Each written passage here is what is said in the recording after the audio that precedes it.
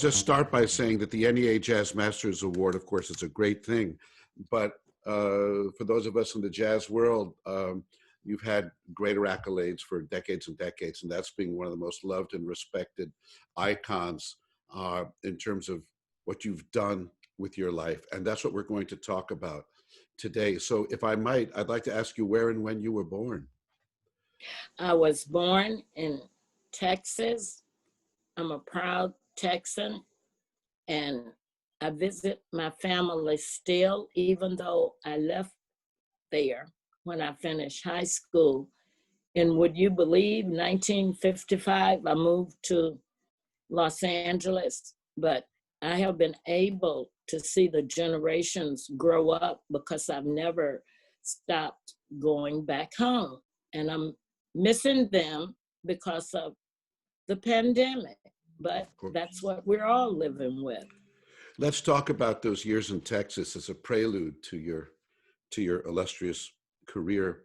Can you tell us about growing up in Texas, where you grew up, and can you introduce us to your parents? Well, Lauren, not to diminish my parents, it's not a lot to tell. They were just common, average people. It was 5 of us. I'm the oldest, with my sister being the youngest, 3 boys in between, and I graduated from Jack Yates High School. When I graduated high school, I went to Los Angeles to go to college because it was cheaper there. I had a great aunt in Los Angeles who had left Texas when I was very young. Actually, I didn't even know her, and she offered to let me stay with her. Unfortunately, I didn't complete the degree that I had intended to. However, little did I know, my life had a complete different direction. Well, I join you in not having a college degree. Going back to Texas, if we can, just for a moment, how did music come into your life? Well, Lauren, when I grew up, our entertainment was radio. When I left Texas in 1955, my mother didn't even have a TV yet.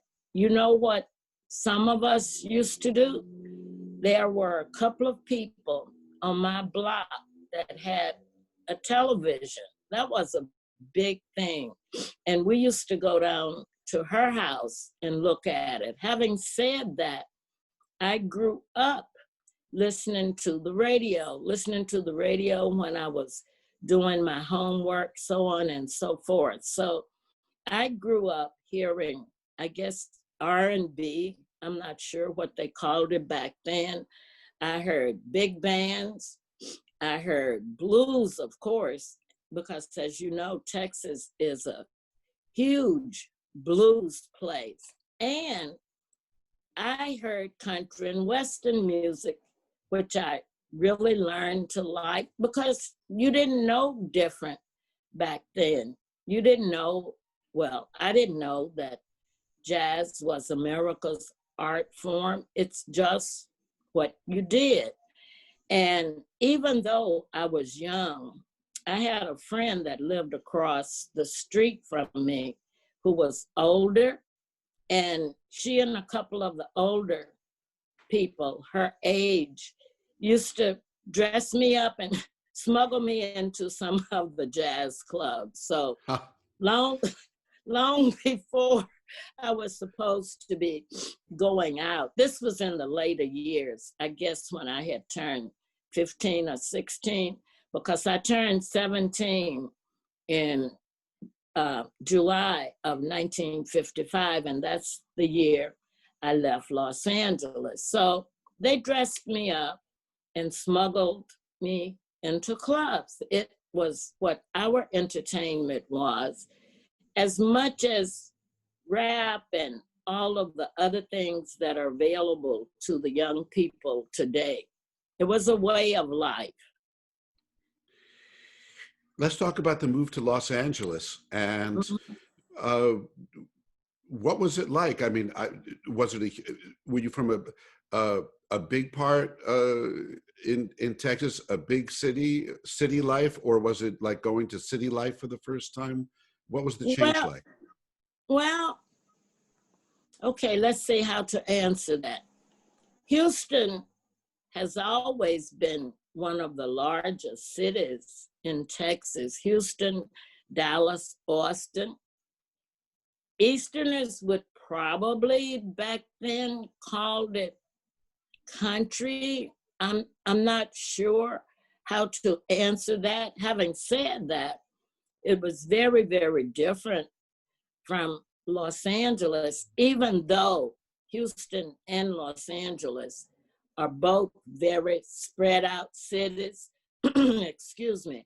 Los Angeles had a streetcar because I used to take the streetcar to Los Angeles City College. And really important, Los Angeles wasn't segregated at the time. When I left Houston, it was still segregated.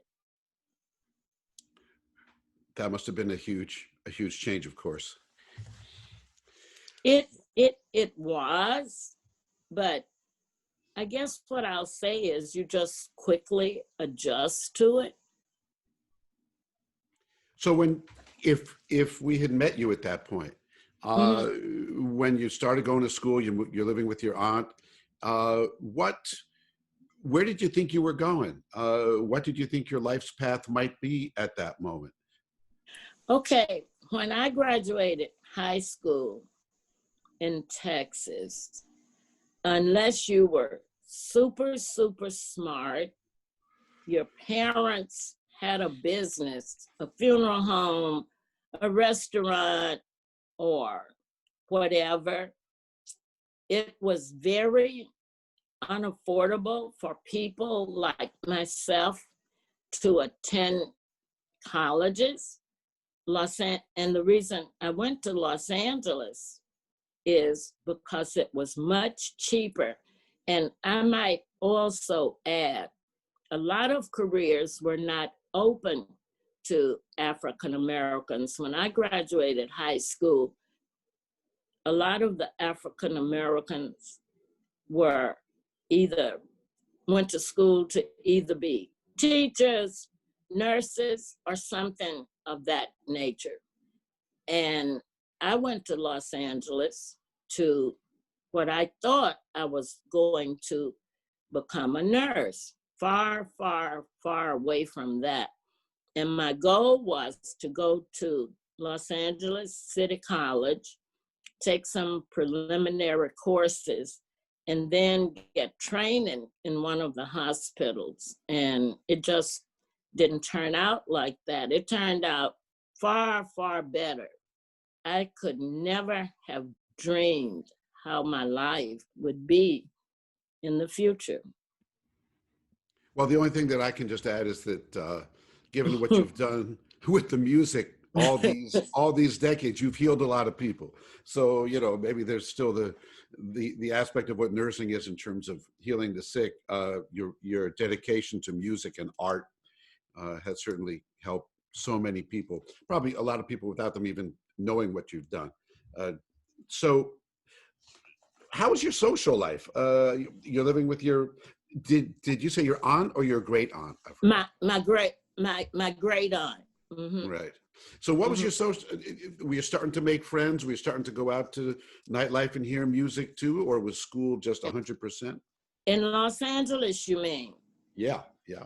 Okay, number one, my girlfriend and I went to Los Angeles together, and we both had a room at my aunt's house. We are still friends and in touch until this day. Matter of fact, recently I posted photographs of me in her wedding in Los Angeles and some other pictures from back then. So we went to school and together. We were both going to be nurses. We did everything together. And of course, you know, school automatically creates new friends. And so that was never a problem. You know, I joined the Baptist church down the street from my aunt's house. I didn't join my aunt's church because she was Methodist and I was Baptist. So we just, I guess you would say, just fell right into what was going on there. Do you know Elvis Presley came to Los Angeles City College back then? That's the first time I saw H.B. Barnum and some others, but that was just kind of the norm back then. Of course, they weren't as famous then as they turned out to be. So it was fine. It was great. And again, back then, jazz was, quote unquote, the music of the day. There were clubs all over Los Angeles. And so, again, that's what we did. It was a way of life. I just want to underline that when you keep talking about a way of life, I think, you know, for the people who grew up in later generations and the jazz students of today, it wasn't a matter of going and studying jazz history or listening to old records. It was like, I assume, like the air you breathe. It was just there. It was just there. It's what you did.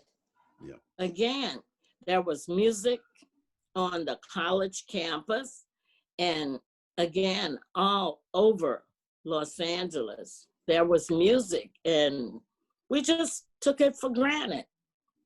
Can you remember some of the clubs or some of the musicians that you heard outside of Elvis coming to your college, which is kind of wild? Oh, Lord.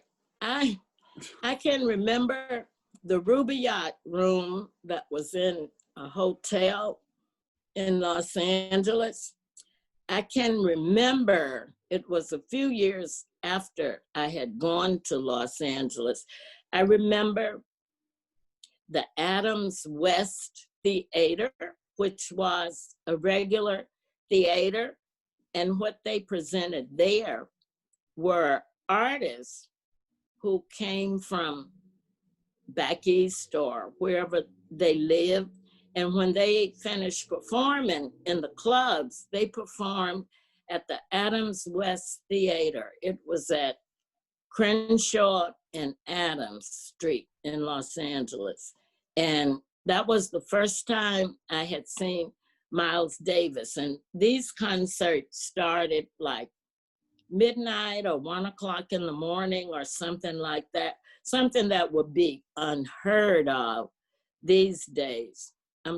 There was a club on Western Avenue whose name is escaping me right now, and I just saw photographs from it the other day. I can't remember, but you'll appreciate this. Bob Porter, who everybody knows is a host announcer at WBGO, and he's been with WBGO since the very beginning. Years and years and years later, when he and I met at WBGO, because he apparently spent some time in Los Angeles in the area or visited, I really can't remember, but we both remember going to that club. The likes of Johnny Otis used to perform there. Oh, there was Memory Lane. I think it was on Santa Barbara, but don't quote me. I saw Etta James there when she was very young. And let's clarify that because people get Etta James and Etta Jones mixed up, but I'm speaking of Etta James. So, yes. So that's, yeah, that you've really gone back in my memory. And boy, Johnny Otis, I mean, come on, you know. He was something else, you know, people forget about him, but he was big. Yeah, absolutely. And the radio station was KBCA, and jazz was very, very, very popular back then. They even had Sunday morning jam sessions, and they had matinees on Sunday afternoons. So you could partake of jazz different times of the day, depending on what day of the week it was. So what's happened is you're at school with your friend studying nursing. When does the change happen? When do you make that turn off of that track? And when does something else start to open up for you? Well, I ended up meeting somebody that I fell in love with, married him, and we had 3 daughters. And I just posted that on Facebook recently too. Yes, your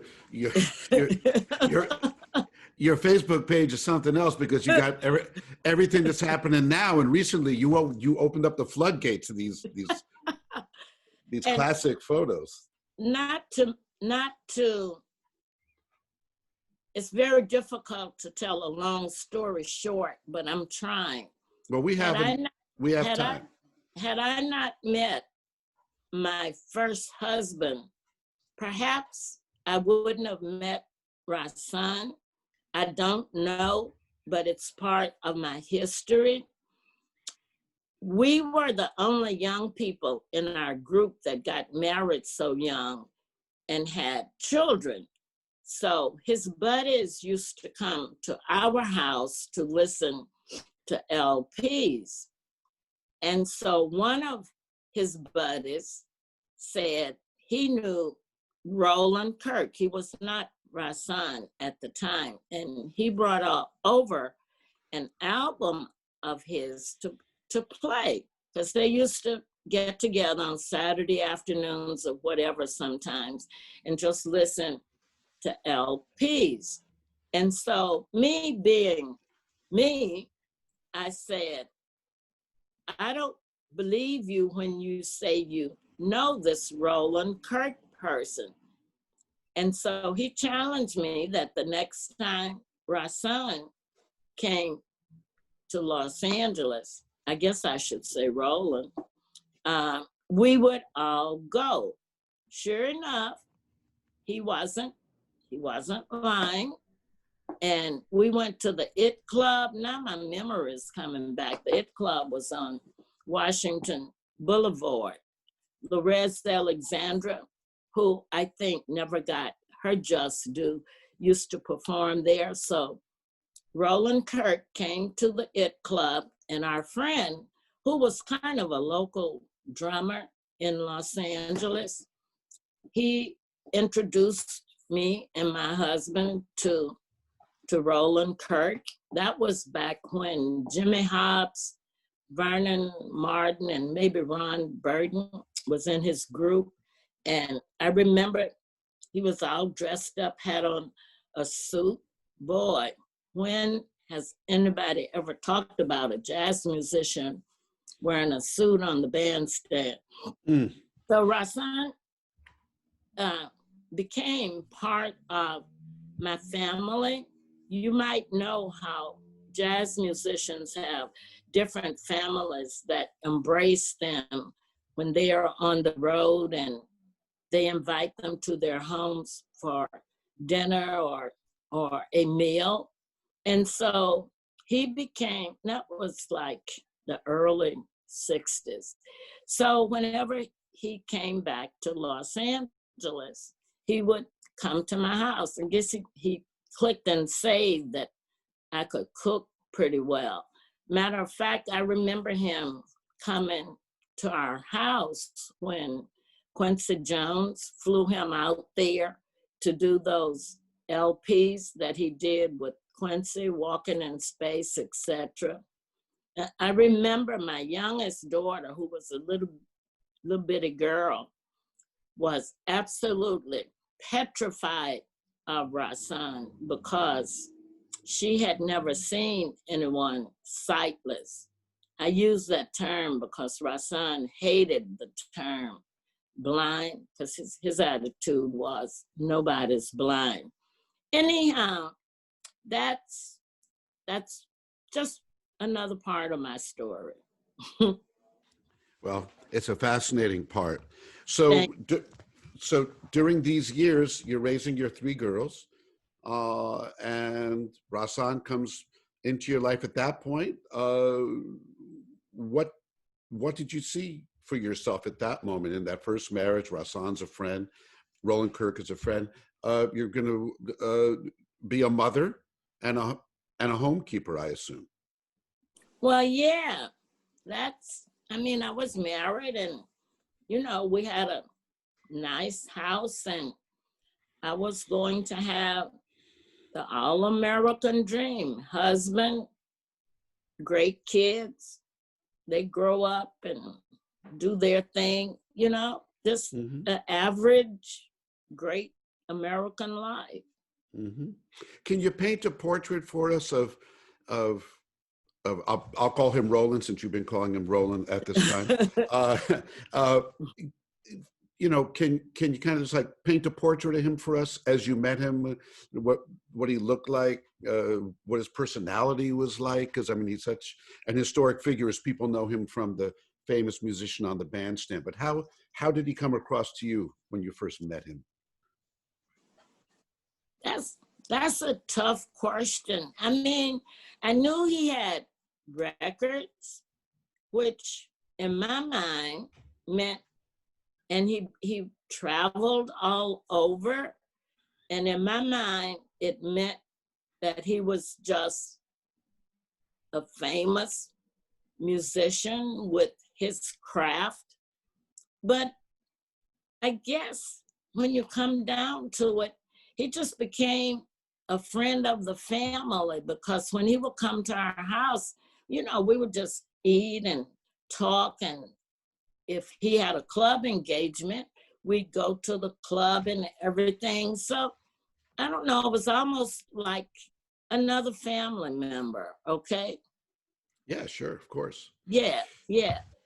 So I guess it was special to me, but I don't remember being overwhelmed like, oh, this famous musician is coming.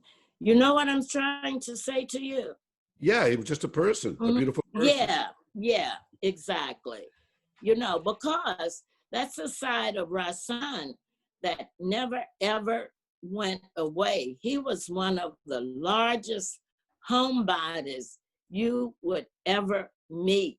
He could not wait for holidays when there was a big turkey dinner or what have you, depending on the holiday. He loved that.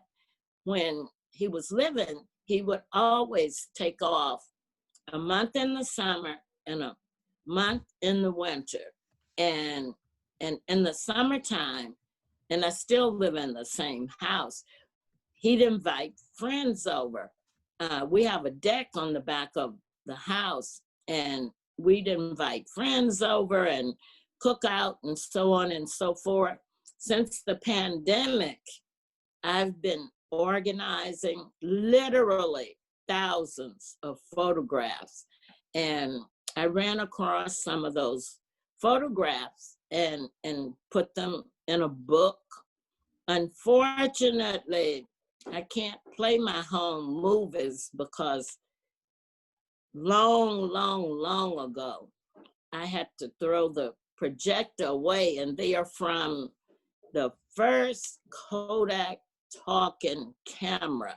I think Adam, who produced the documentary on Rahsaan, he might have a little bit of that because he was able to salvage some of my home movies because he wanted to include them in the documentary. And if you've seen it, some of the home movies that I did are actually in there.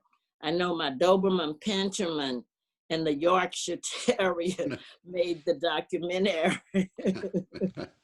Well, I can tell you, I will guarantee that right now there's a handful of people listening to this interview who are right now saying, how do I get in touch with Ms. Kirk? Because we're going to transfer all those films and all the sound. It can be done. And I know, yeah, it can. And Adam did find someone for me, but the price was a little bit above what I can afford.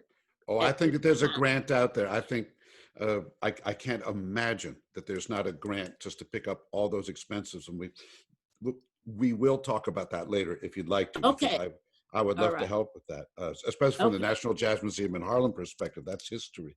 But okay. getting back to your life story and the next chapter, how did it happen? To the degree that you want to talk about it, how did it happen that you got together with Rahsaan? Okay, everything, you know, I talk a lot. Let's see how to I'm going to make it real simple for you. There came a time that Rahsaan came to Los Angeles, and I was no longer with my husband, and we just, it kind of went from there, even though I was living in Los Angeles and he was still living back east, actually right here in East Orange, New Jersey. And it just kind of happened long distance. Mm-hmm. Mm-hmm. I know that's short, but That is short. the story is long. But we have time. We have time.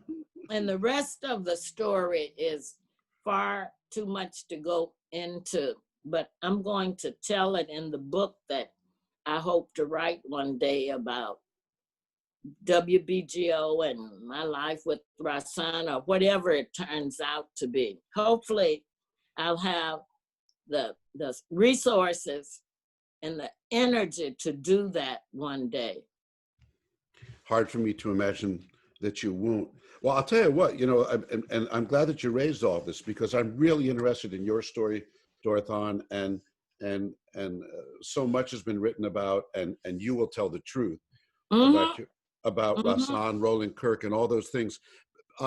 You are an icon for decades through your work at WBGO and many other things too. And I really want to talk about those years. So, Mm-hmm. putting aside the musicians and the great albums and Rahsaan Roland Kirk's life story, which I'd like to come back to you about, in terms Mm-hmm. of your career, Mm-hmm. how did it start? How did you go from being married to one of the most original, brilliant musicians of all time to having your own career and your own name and this life that you've had that was just celebrated in Washington? What was the first step towards branching out on your own and your vision? Okay, that's simple.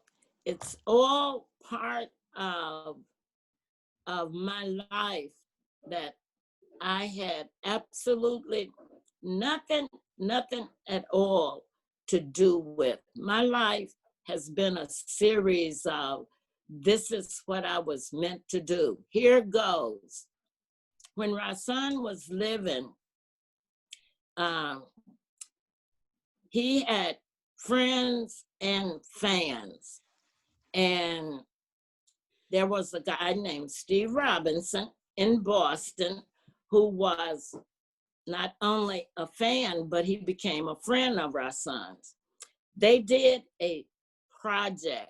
You may remember back in the early 80s, Radio Free Rahsaan. It aired on public radio stations. Mm-hmm.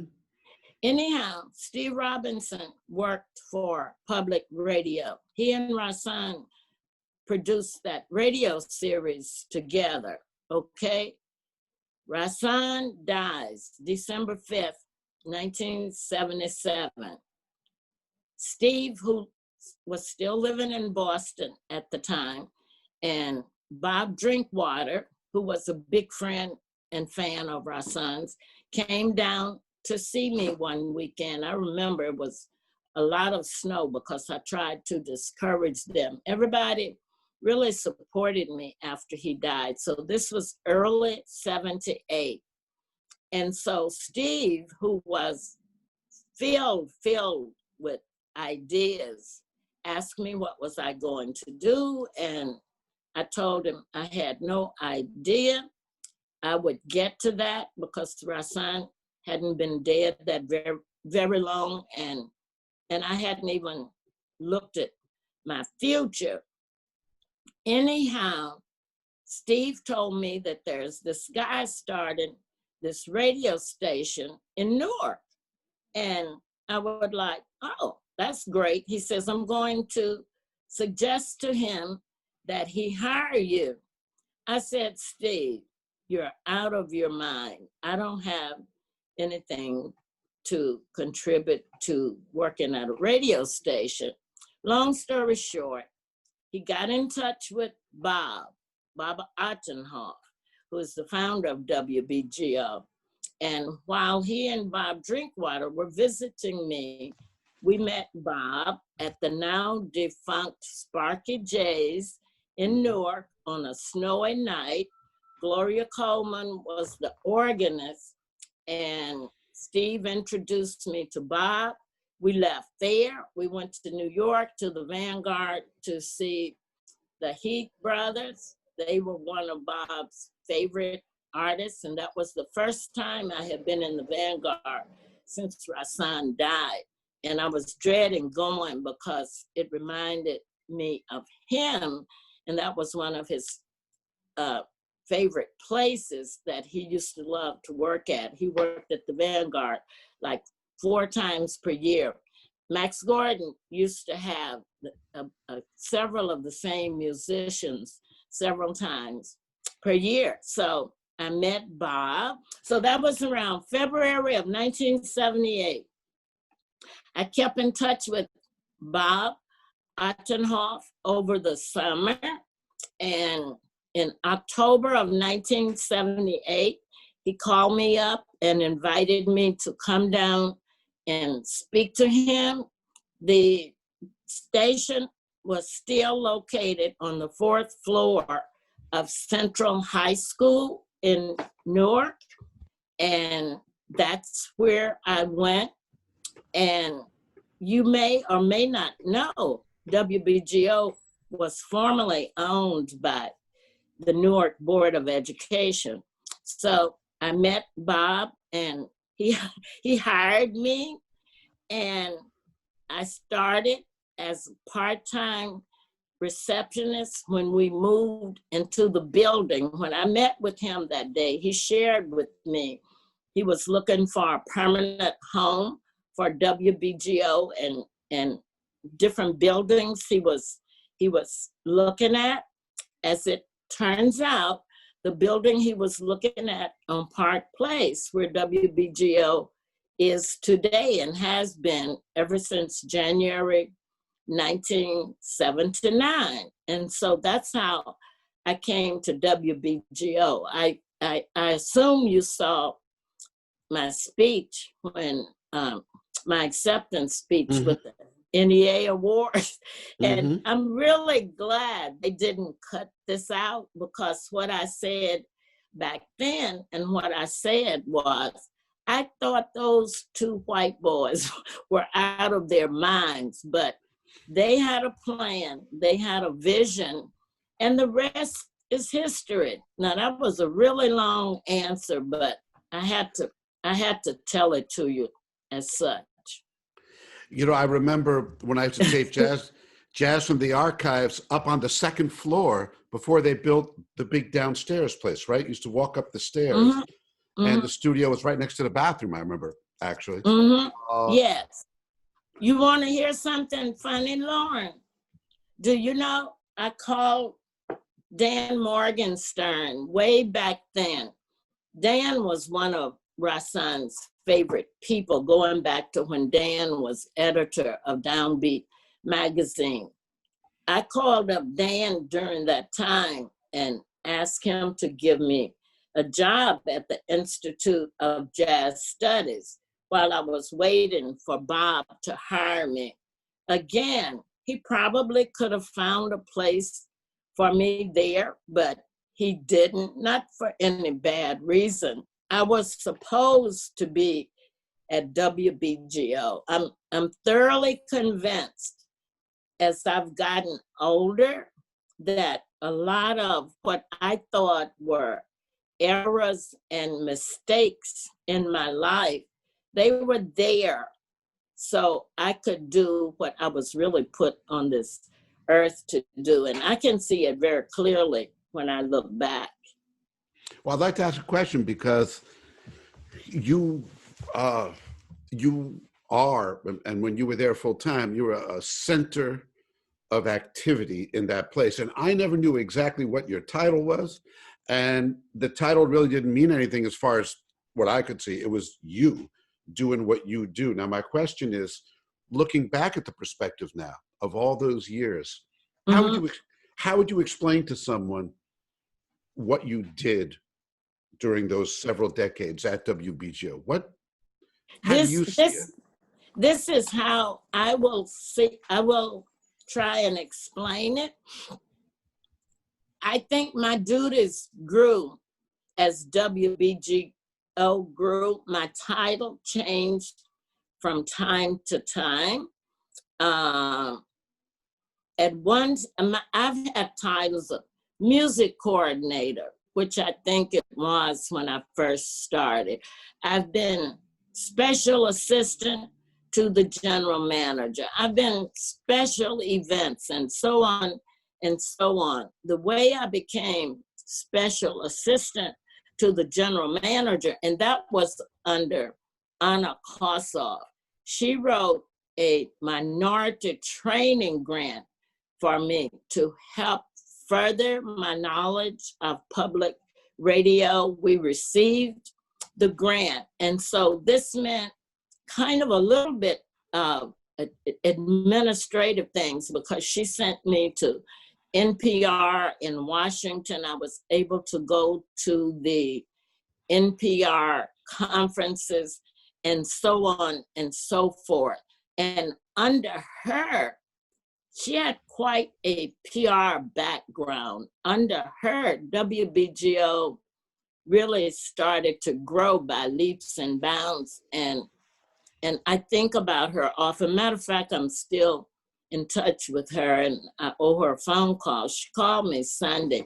She took WBGO to a level that maybe it never would have reached had she not done some of the events and looked for funding to do those events that we did, such as the live New Year's Eve events that we did every year from the likes of the Grand Hyatt, Wonders on the World, the Waldorf Astoria, and venues like that. We really started to get really great visibility, and never mind the other events that we did in between, such as the WBGO record fair, the different kinds of events that we did within the community itself, and so on and so forth. So my career grew based on whoever the administration was at WBGO and where he or she wanted to take BGO to the next level. Well, one of the things that you are known for, and that I got to observe firsthand, was your relationship with Newark musicians and making sure that somehow that the New York thing, all the big clubs in New York, yes, but WBGO was always such a hospitable place for musicians who lived in and around Newark, and you created places for them to play and events and trumpeted their fame. I'm wondering if you can talk about your role vis-a-vis Newark. I'm sorry. No, it's okay, go ahead. I'm going to go back to Rahsaan with that. And you see, I started to learn that when Rahsaan was living, I learned a lot from him that I didn't know I knew.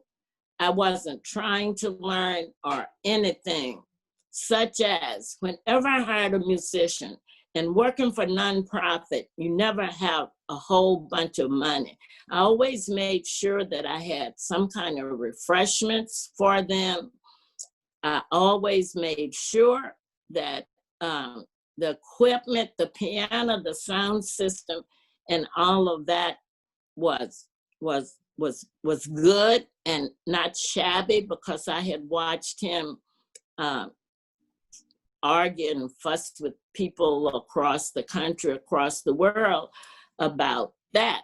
So Rahsaan used to always say, there's no such thing as local musicians.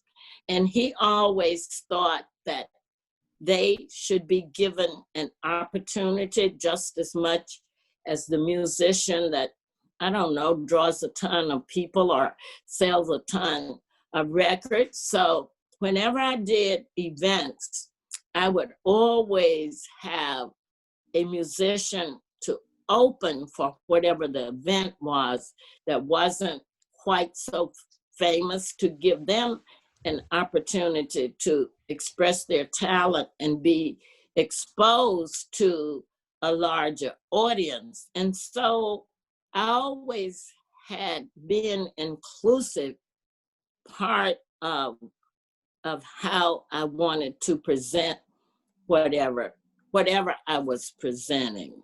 Did that make you, did you get that? I got it loud and clear, and it kind of reframed my question. And oh, okay. And let me see how you see it, which is what the interview is about. Absolutely. Mm-hmm. So I've always done that. I did the same thing, Lauren, when I guess I can say I was a curator. I like to say organized, but the galleries at WBGO, I used a lot of artists that the world didn't know, as well as the Romare Bearden's of the world. I had an exhibit of Romare Bearden's work, Jerry Danzig, and so on and so forth. But there were a lot of artists around the New Jersey area, Newark, greater metropolitan area, whatever you want to call it, who had great work, but there weren't a lot of opportunities. And so I exhibited their work. They got a lot of PR, because as long as an exhibit is up at WBGO, there's a promotional spot on the air inviting the public. If they didn't make it to the reception, they can view the work Monday through Friday during regular business hours. So a lot of artists, visual artists, careers took off because they had all of that PR. I also have to say this to you, depending on what the event is, I also always try to be very fair and include women as part of it, because they are just as much a part of jazz. As we know, there are far more men in jazz, but I tried to include women, I tried to include young people, and of course, I was fair when it came to diversity. I didn't use all Black, I didn't use all white, and so on and so forth. So depending on what event I was working on, I would sit down and see how many opportunities I had and how many people could I use that fell within, I guess you would say, the criteria, okay? And it was easy. You know why? Because of the area we live in. No city in the United States could do what we've done at WBGO. Why? Because we have all of these artists, both visual and performing artists, right at our fingertips, you know? And what happened was, when Rahsaan died, I already knew the likes of Art Blakey and Dexter Gordon and Betty Carter and so on and so forth, John Hicks, Don Pullen, and all of them. But as the younger musicians started to perform, they got to know me too. And so they bought, even though the music business was changing, they bought into me because they knew me, I guess, by my already reputation at WBGO. I went off on a tangent, but I had to tell you that. You're playing a solo, that's all. It's just a solo. Can I ask about the name Dorthaan? You can, but I really don't want to. Good. Well, then let's go on to something else. I'll tell you part of it. That was a Rahsaan creation. I'll just tell you. No, it's part of what the name is on my birth certificate. And Rahsaan, with his creation, made it that, and it was very easy. Now you can figure it out. I got it. I got it. And Yeah. I'm going to take this out anyway. Okay. So, when you look back at all your years at WBGO, is it possible to share with us just a few of the most warm memories that you have that you really cherish about an event, a concert, a person, something? There's so many, but is it possible to think of just a few? Oh boy. Let me see. Something, okay. A long time ago, we had a series of events at Newark Symphony Hall, and I had, sorry, Rahsaan, local artists open and then name artists. And I presented Abdullah Ibrahim with his band. How do you pronounce it? Akala? You know what? You know the one that was so prominent during apartheid? We presented him with that band. I'm trying to remember now how to spell it. That was very, very special. I had Betty Carter in a Mother's Day event at the Robert Treat Hotel in the ballroom. Hold it a moment. I'm sorry. Can you take it back to we presented Abdullah Ibrahim and his band and Betty Carter, and I'll cut out the stuff about not knowing the name. Right. Oh, okay. We presented Abdullah Ibrahim and his band at Newark Symphony Hall. All of those concerts took place in the Terrace Ballroom, which is a 1,500-seater downstairs from their big hall. And it was right during the height of apartheid. So I think that was very, very special. Presenting Betty Carter in a Mother's Day concert at the Robert Treat Hotel in the ballroom was very special. Presenting the Count Basie Band at Windows on the World was very special.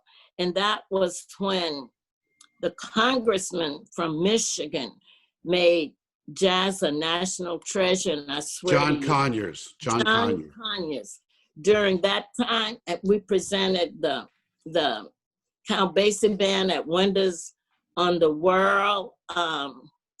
Those were special, and I think this that I'm about to tell you was very, very special because George Wein told me I was out of my mind. Here goes. Every New Year's Eve, as I said before, we had this live broadcast across the country. I produced the New York portion, and other time zones around the country had other artists. So we would always have a vocalist and his or her band at the beginning of the evening. At the end of the evening, we would have a big band for dancing. The first part of the evening was dinner, and I would have a local musician or a not so known musician.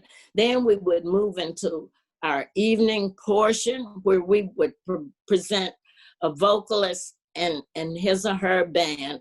And after the vocalist, the last part of the night was the big band and dancing. And it was my responsibility to come up with a combination every year. So I came up with the idea of Lionel Hampton Big Band and Nina Simone. And my coworkers just looked at me. However, Anna Kossoff said, let's go for it, DK. So what I did is I knew the issues that George Wein had with Nina Simone. She was living in Paris at the time.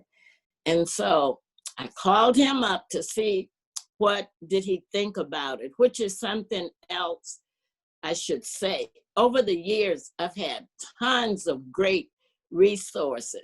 So again, he thought I was crazy because the last time she had come to the area to perform, she didn't perform for whatever reasons. She got on a plane, went back to Paris, never performed. So, okay, after I talked to George, I was kind of hesitant to pursue it, but I had one more idea. I called up Chris White, God bless Chris White, who was her longtime bassist, told him what I wanted to do. Chris assured me that it would be fine. He told me that she was good. She was taking medication. She had a person that saw to it that she took her medication, and a person that traveled with her all the time. So that made me feel good. So then he turned me on to her guitarist, Al Shackman, who I called up. He liked the idea. Al Shackman turned me on to Raymond, who was her manager. I cannot remember his last name, but that's not important. Long story short, we went for it. That was one of the greatest concerts. George Wein, I believe, sent John Schreiber, it might have been John Phillips, to the concert that was at the Grand Hyatt because they didn't believe she was going to perform. I have photographs with her, and I have a huge poster frame that's on my wall downstairs here at my house leading up to the second floor of her and Lionel Hampton, and it's signed by both of them. That turned out really, really great. Those are some of the moments that come to my mind, but there are others, okay? Yes, I mean, what a pair, Lionel Hampton and Nina Simone. It happened, and it was great. It was sold out. Nobody believed it. And I should say to you, Carolyn McLear was our PR consultant at the time. We took Nina Simone to Hal Jackson's show. Even Hal Jackson interviewed her to promote the event, et cetera, et cetera. She was not difficult. She wanted two things almost the whole time she was here: fried chicken and Nathan's hot dogs, because she couldn't get that in Paris. This was very special because she You heard it first here, folks. That's all she wanted. Carolyn will really back up this story, okay? I have to tell you, those New Year's Eve broadcasts, they were, I mean, most of us musicians were working on New Year's Eve, but the thought of an actual live broadcast going coast to coast, it was like the old days. It was exciting, you know what I mean? Like it was live from the club, and it was, or from the venue. And I must say this too, Lauren. Back in those years, it was relatively easy to get a sponsor for jazz, and you remember this, liquor and cigarettes weren't quite so taboo. Cognac Hennessy sponsored those concerts for, I believe, 10 years, which meant the money they gave us met our expenses. So they were fundraisers for WBGO. That's very, very important. It wasn't like we had to depend on selling the tickets or whatever. Okay, so I needed to throw that in. It was easy to get money. Okay. Yeah. Dorthaan, I know you don't have a crystal ball, but could you talk about how you see what the future of jazz might be, how it might, in terms of the community and just in terms of how it's going to be supported, because you've lived through so much of it yourself. Sure, I've been thinking about that. I've been really, really thinking about all of the jazz musicians and their future. Number one, I see jazz musicians taking more advantage of technology, but more importantly, I see jazz coming back to the community. I'll give you an example. My church, Bethany Baptist, was already presenting jazz, and we'll go back to it as soon as COVID allows us to convene again. I see venues such as churches presenting jazz. I see museums presenting jazz, because I know a lot of museums just in the area that I live in here in New Jersey. They have great rooms, and they already have sound systems. Some have pianists that they could present jazz. I see art centers, even though I realize it's an art center and they cover all the arts, I see them presenting jazz more than they did previously.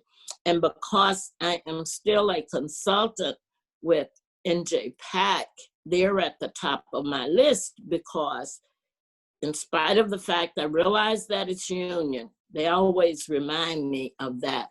But I see them presenting jazz in the restaurant there, because the space is already there. It's built in. And so I see the music coming back to the community and being more accessible to the masses of the people than it was before COVID hit. So that's what I'm thinking in my mind. And you have to know, I've already decided that there are a couple of places that I'm going to present this to when COVID allows us. So I've been brainstorming. Dorthaan Kirk, it's been a pleasure and an honor. You know, all the years we've known each other, I never had, you're always too busy to sit down and talk for an hour about stuff. So thank you so much. And it's an honor and a privilege to talk to someone who's made an indelible mark on the music. Thank you. All right. And thank you so much. Okay. And bright moments. COVID is not here forever. Amen. And thanks again to Dorthaan Kirk for participating in our Harlem Speaks interview series. That's a special one. The museum offers many programs, some historical, some interviews, many on contemporary issues that intersect in many and surprising ways with jazz. My name is Lauren Schoenberg. I'm the senior scholar at the museum. You can find out more about what we offer at our website, www.jmih.org, at our Facebook page, also on our YouTube channel, where many of these interviews ultimately live. On behalf of the staff, our board, our volunteers, everyone at the museum, we want to thank you so much for joining us, and we'll see you again.